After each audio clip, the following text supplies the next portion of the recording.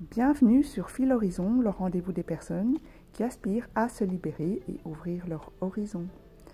Aujourd'hui, je vous partage une façon simple et rapide de différencier une personne qui aurait un trouble de la personnalité évitante d'une personne qui aurait un trouble de la personnalité narcissique.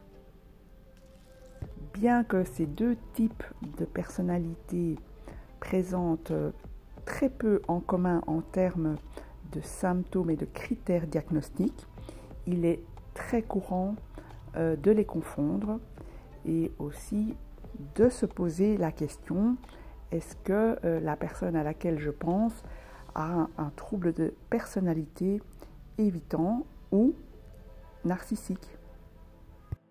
Tenant compte des critères du DSM, donc le manuel diagnostique et statistique des troubles mentaux, on retrouve dans les critères diagnostiques pour le trouble de la personnalité narcissique le sentiment que tout leur est dû, le manque d'empathie et l'arrogance. Si on appose par exemple ces trois critères-là en comparaison avec la personne qui aurait un trouble de la personnalité évitante, la confusion pourrait, d'après moi, se situer dans le fait que, étant soucieuse de ne pas se faire rejeter, préférant s'isoler, eh bien, elle peut sembler s'octroyer des droits, avoir l'air sans empathie et aussi arrogante. Alors que ces trois critères ne sont pas du tout attendus dans un diagnostic chez les personnes avec un trouble de la personnalité évitante. Au contraire, cette personne-là ne souhaite pas obtenir l'attention et donc elle va plutôt raser les murs. Donc si vous avez affaire à quelqu'un d'arrogant, il y a peu de chances que ce soit une personne évitante. La personne qui a un trouble de personnalité évitante souhaite éviter toute situation qui pourrait l'embarrasser. Donc il n'y a aucune raison qu'elle se mette en avant, ni qu'elle fasse grand cas de sa personne, de son ego. Donc ici, pour moi, c'est vraiment très simple de différencier les deux. La personne narcissique a un sentiment de grandeur, une grandiosité de qui elle est et elle va le manifester. Là où la personne évitante se sent plutôt inapte, inférieure. Il est quasi impossible de considérer qu'une personne pourrait avoir ces deux caractéristiques simultanément puisqu'elles sont diamétralement opposées, elles sont antinomiques. Parlant de troubles de la personnalité, vous comprenez bien qu'ici je vous parle de cas extrêmes.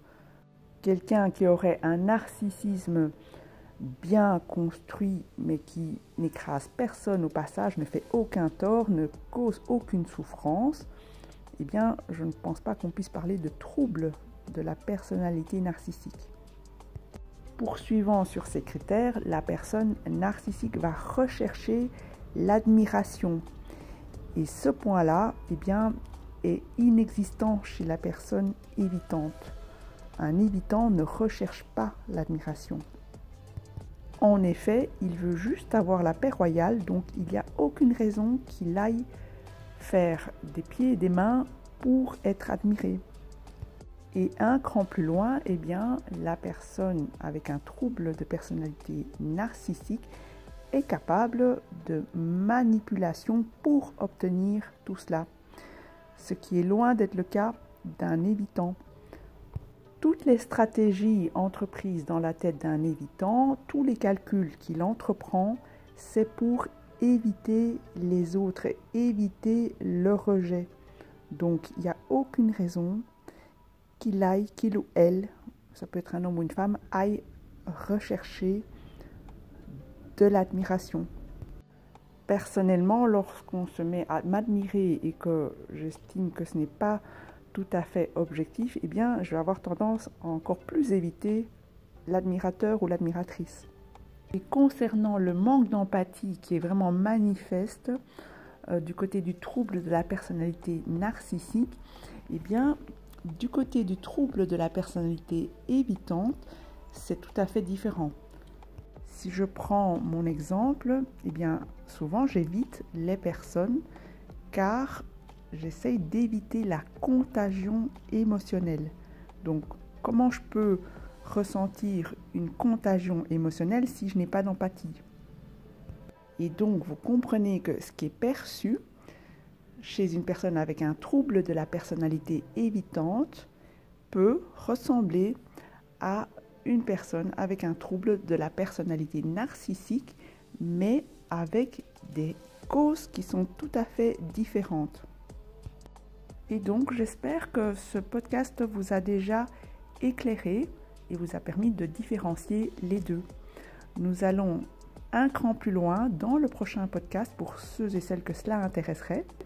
N'hésitez pas à me laisser vos questions en commentaire ou de liker ou de partager ce podcast s'il vous a intéressé. Je vous en remercie. Pour toute analyse de votre situation personnelle, n'hésitez pas à m'écrire sur filhorizon@gmail.com. Je vous souhaite une excellente journée ou une excellente soirée. Au revoir et à très bientôt.